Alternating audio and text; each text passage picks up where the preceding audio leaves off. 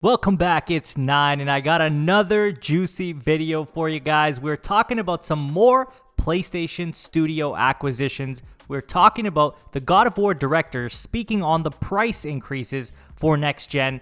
Xbox is also pushing for free next gen upgrades. And lastly, we'll be talking about the PS5 and Xbox Series X SSDs and how they will greatly benefit games with massive worlds. But before we get into that, if you haven't subscribed already, please hit that subscribe button, hit that notification bell to get notified about all my upcoming videos, and hit the like button. It helps the channel a ton. Now let's get right into it, starting with this article that comes from pushsquare.com titled Liu Technologies halts trading ahead of possible Sony takeover. Liu Technologies, the Hong Kong company that has been linked to a potential acquisition by the Japanese giant, has ceased trading. This means that a takeover is currently on the cards, with talks between select parties already taking place. However, should Sony issue a successful takeover bid, it'll have to stave off considerable interest from Tencent. Bloomberg reports talks between Liu and Tencent are ongoing and could fall apart, the People said. Don't forget that the company in question owns the likes of Warframe developer Digital Extremes and Splash Damage, who have in the past put out Brink. So this just adds further validity to the possibility of PlayStation buying more studios. And we talked about this before in a previous video that this makes sense.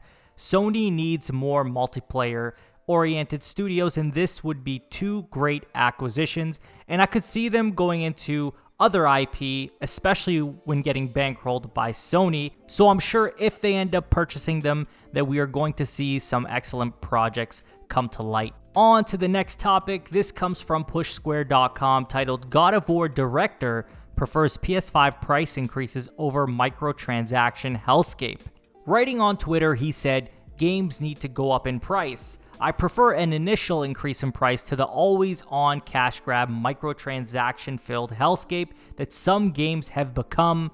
And the irony here is that 2K Sports basketball franchise is famous for its aggressive monetization model, and despite its higher price tag, we just can't imagine the publisher doing away with its controversial microtransaction.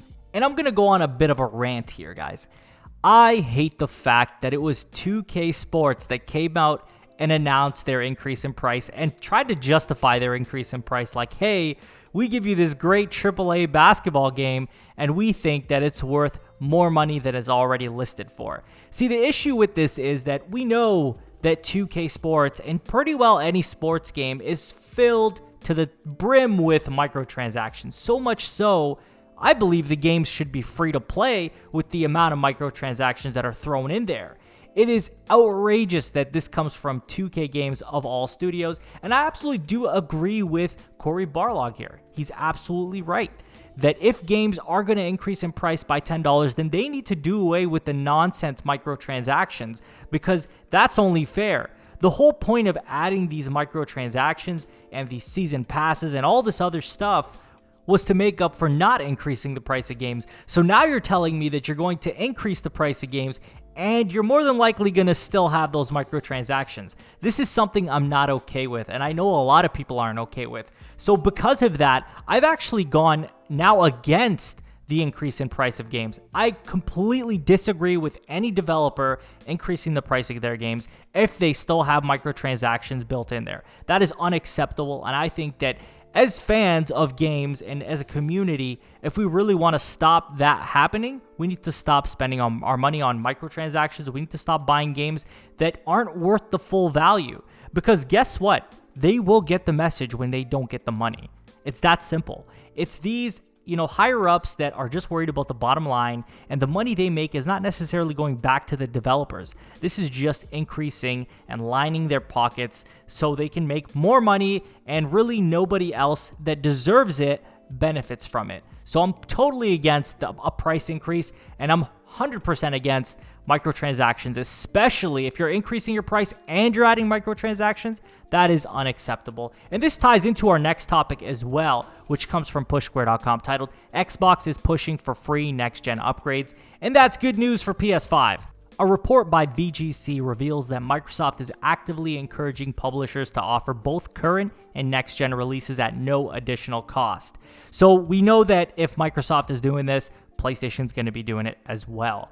And it's honestly the moral thing to do. As we were just talking about with the last topic, it's not right to charge someone twice for the same game across 2 generations. And this takes it back to 2K once again.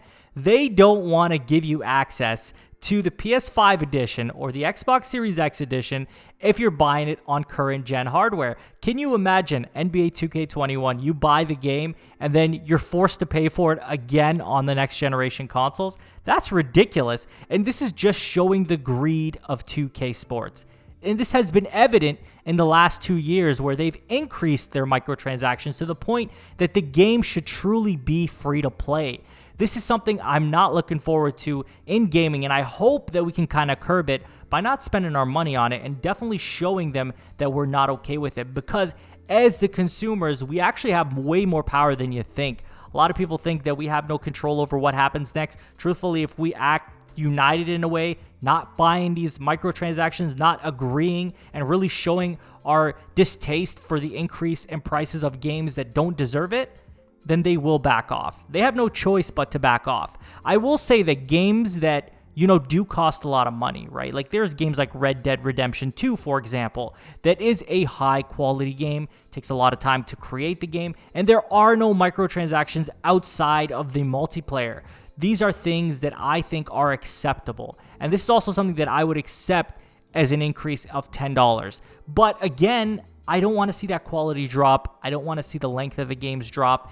You still got to be delivering us those AAA true next-gen experiences and not shoehorning in all these microtransactions. And God of War is another great example of that, where you're getting that AAA experience, no microtransactions at all, and really it's a $59 game at launch, and it's quite the value. Great story, great gameplay, and honestly, I just really want to see games continue like that in the next generation. And I worry that, with the price increase, that these microtransactions are just going to get worse. But on to our last topic, and this comes from PSU.com, titled PS5 and Xbox Series X SSD will greatly benefit games with massive worlds, says 10 Tons. Streaming world content is one of the big things that will get better. You can have a more detailed world as you can stream data faster from mass storage into the GPU. You can also move faster in the game world as the hardware can keep up better. Dismantle has also a streaming system for the world, but we are probably not exceeding even current gen capabilities in that regard. Games with massive, extremely detailed worlds will benefit the most. Multi-platform games will probably find a suitable bandwidth and tools to scale the amount of data so that it works on all platforms. It might be that texture detail level that can be varied according to available bandwidth, for example. So this is really more affirmation of just how much these SSDs will do. We've talked about it ad nauseum at this point, but that's what it really is that this is the biggest deal in next generation. Yeah, we have these GPUs, which are fantastic, and we have much faster CPUs. But the reality is, the one thing that is fundamentally different and is going to change game design is the SSD. We've talked about this to great lengths, but let's just reiterate on it quickly to say that this changes game design. This allows the creators and the developers to not have to think about these restrictions of creating these narrow hallways to load the next screens. It just changes so much, and we will truly be able to see what those changes are in the next generation and seeing the games that come from it and getting our hands on to play these games and experience these worlds. And I think we'll truly notice once we play these games and we ever go back to last gen games or the generations before that, we're going to notice the fundamental changes in game design, because that is the big thing here. That's going to be the big difference, and a lot of people are underestimating it. I truly believe that most people who are naysayers right now or don't believe in the hype are going to truly see the hype of what an SSD can do for game development and just video games in general. But I'm going to pass this on to you guys, and I'm going to ask you, what do you think of these new studio acquisitions? Do you think that Sony will actually be able to acquire them? Are you happy that they would acquire these studios? Do you think it'll complement their portfolio? What do you think of what the God of War director had to say about increasing the cost of games, but not allowing microtransactions on top of that? What do you think about Xbox and PlayStation being so pro free next-gen upgrades? And how do you think the rest of the industry will react to this? Do you think they'll be giving in and doing free upgrades, or do you think they're going to take 2K's route and force you to pay for 2 copies of the game or buy their Ultimate Edition and spend extra money just to get a second edition for the next generation consoles? And lastly, do you believe in the hype of the SSD for next generation, or do you think it's all smoke and mirrors? Let me know in the comments. As always, please like, subscribe, hit that notification bell to get notified about all my upcoming videos. Follow me on Twitter, link will be in the description. Share this video with a friend, and I will talk to you guys on the next one. Take care.